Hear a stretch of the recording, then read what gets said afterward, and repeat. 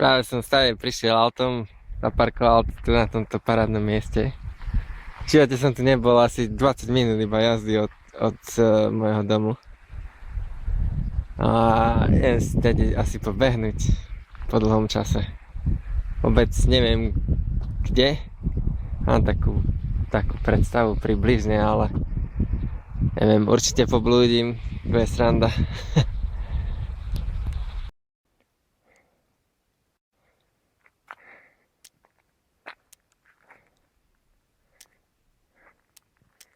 Ale nie moc vyhľad, ale mám za sebou asi 25 kilákov a konečne som našiel miesto, kde som sa ocitol na mieste, kde som bol ráno, lebo samozrejme som bol stratený.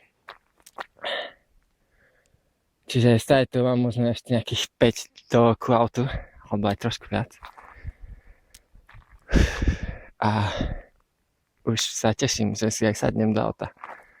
No. Zerám asi zdochnúto, aj sa pomaly už začínam cítiť. Ale dobrý bol beh. Ešte ma čaká asfaltka, teraz vyjdem z tohto lesa a je tam asfaltka. Ale pekná, že bez aut úplne. Som jedno auto videl za celý čas.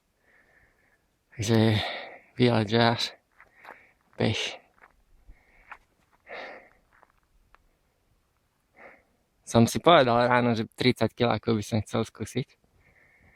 Ale ak neodpadnem cestou, tak aj to vydržím. Ale už mám teda dosť. Ak mám pravdu povedať, tak som dobre zdochnutý dneska.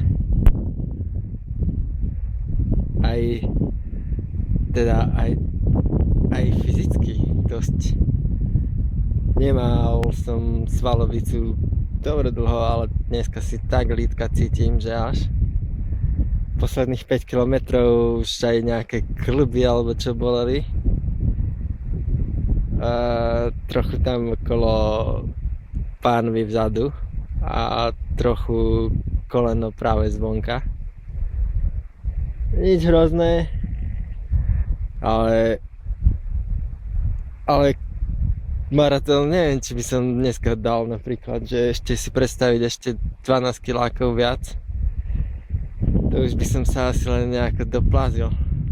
Ale celkom sa mi zdalo, že som makal dneska.